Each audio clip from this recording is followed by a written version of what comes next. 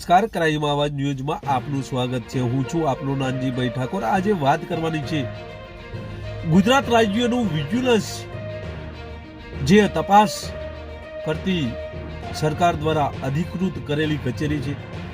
આ કચેરીમાં સમગ્ર ગુજરાતની જે તમામ ફરિયાદો છે એ ફરિયાદો નાગરિકોને એવી આશાએ અહીંયા આપતા હોય છે કે મારી ફરિયાદનો નિકાલ આ કચેરીમાં થઈ જશે અને તે રીતે આ કચેરી દ્વારા તપાસો કરવામાં આવતી હોય છે।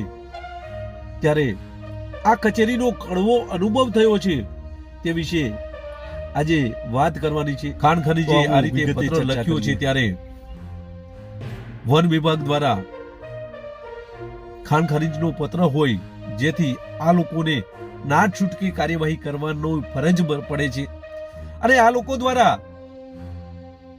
વન વિભાગ દ્વારા અજાણા ઈસમો વિરુદ્ધ FOR કરવામાં આવે છે।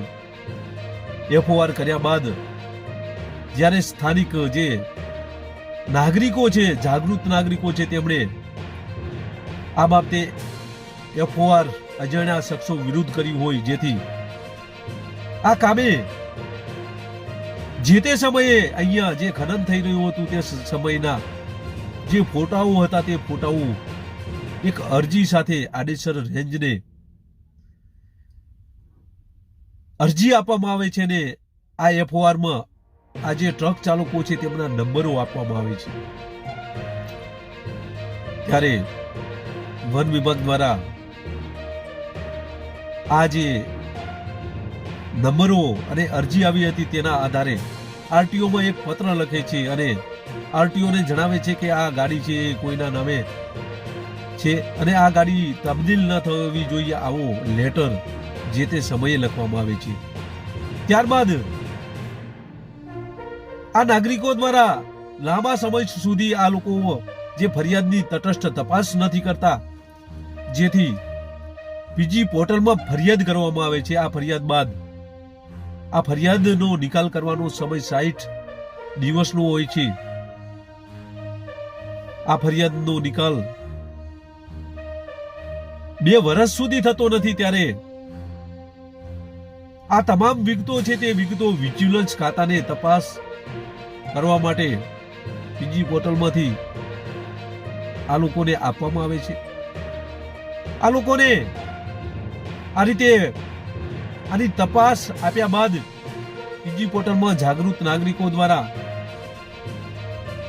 જે જણાવવામાં આવ્યું હતું કે આડેસર ફોરેસ્ટ વિભાગ દ્વારા FOR માં આ ટ્રક ચાલકોના નામ દાખલ કર્યા નથી। આ તમામ વિગતો હતી ત્યારે વિજિલન્સના RFO દ્વારા આ અરજદારોને ફોન કરવામાં આવે છે અને જેમાં એક અરજદારનું નિવેદન લેવામાં આવે છે। આ નિવેદન પણ 2 વર્ષ કે 12 મહિના પછી લેવામાં આવે છે।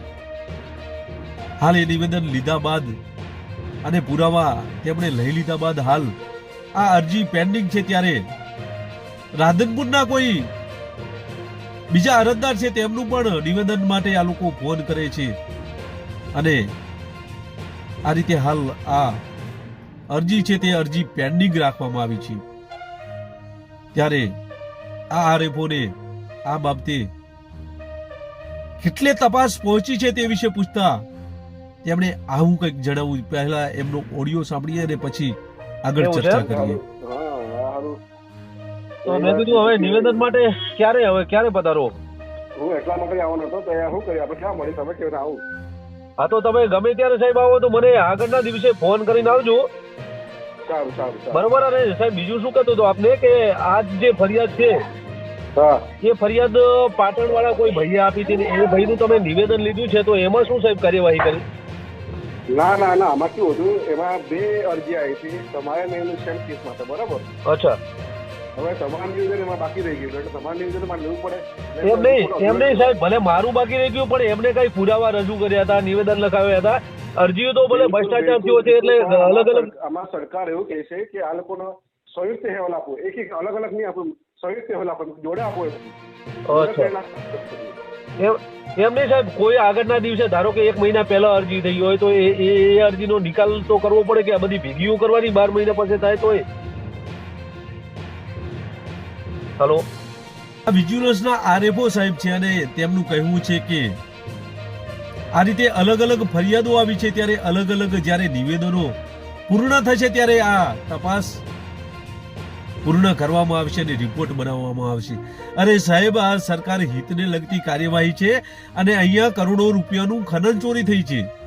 આવી ખનન ચોરી થઈ હોય ત્યારે જ્યારે તમારી પાસે પુરાવા હોય ત્યારે આ પુરાવા જે લોકોએ આ ખનન કર્યું છે તે લોકો વિરુદ્ધ તમારે ફરિયાદ કરવી જોઈએ, ચોરીની ફરિયાદ કરવી જોઈએ. ખનન ચોરી જે થઈ છે તે કેટલા પ્રમાણમાં થઈ છે, કરોડો રૂપિયાનું જ્યારે ખનન થયું હોય ત્યારે આ તમામ જે પૈસાઓ છે એ પૈસાઓ આ લોકો પાસેથી વસૂલ કરવા જોઈએ.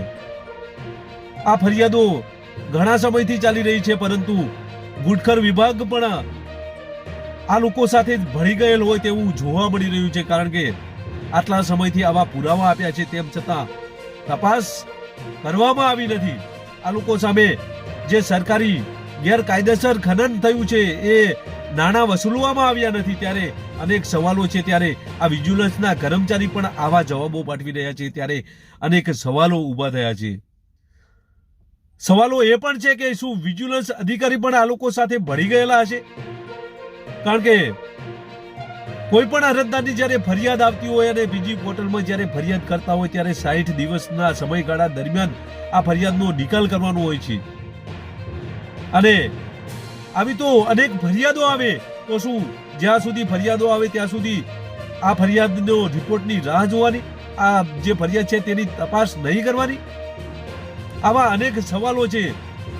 આ સાહેબ વિજિલન્સમાં છે અને વિજિલન્સ ઉપર ગુજરાતના લોકોને વિશ્વાસ છે, પરંતુ આવા અધિકારીઓના લીધે વિશ્વાસ ઉઠી રહ્યો છે, ત્યારે અનેક સવાલો છે.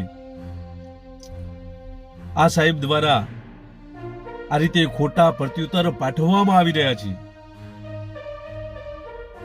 અત્યારે હાલ ગુજરાત સરકારની એક જ એવી એજન્સી છે કે એ એજન્સી તમામ ખાતાઓની તપાસ કરે છે અને પરિણામો પણ આ વિજિલન્સ કચેરીથી આવતા હોય છે, પરંતુ આ ફરિયાદમાં કરોડોનું ખનન થયું છે, તેથી કદાચ આ લોકો ફરિયાદમાં વિલંબ કરી રહ્યા હોય તેવું લાગે છે. કદાચ આ લોકો જે ખનન કરનાર વ્યક્તિઓ સાથે ભળી ગયા હોય તેવું લાગે છે. નહીં તો સરકારના હિતને લગતી જો આ લોકોને ફરિયાદ કર્યા સિવાય પણ ખબર પડે તો પણ આ લોકોને પોતે સુવો મોટો માં લઈ અને પોતે ફરિયાદી બની અને પોતાનો વિસ્તાર હોય આ જે વાહન ચાલકો છે તેમના વિરુદ્ધ કાર્યવાહી કરવી જોઈએ. હાલ તો આ ફરિયાદ વિજિલન્સ કચેરીમાં અટવાઈ છે. વિજિલન્સ કચેરીમાં કેટલા અરજદારોએ આવી અરજીઓ કરી છે, ફરિયાદો કરી છે, તે તમામ ફરિયાદોના નિવેદન લઈ ત્યારબાદ જ આ સાહેબ આ રીતે કાર્યવાહી કરશે તેવું જણાવી રહ્યા છે. ત્યારે સરકારશ્રી દ્વારા આવા કર્મચારીઓને જ્યારે સરકારશ્રીને હિતને જ્યારે નુકસાન થયું હોય ત્યારે આવા કર્મચારીઓ જ્યારે વિલંબ કરતા હોય ત્યારે આવા કર્મચારીઓને આવી જગ્યા ઉપરથી હટાવી દેવા જોઈએ અને તટસ્થ નિષ્ઠાવાન અધિકારીને આ જગ્યા ઉપર મૂકવા જોઈએ, કારણ કે ગુજરાતના લોકોને વિજિલન્સ ખાતા ઉપર જ વિશ્વાસ છે, જેથી આવા કર્મચારીઓને હટાવી લેવા જોઈએ.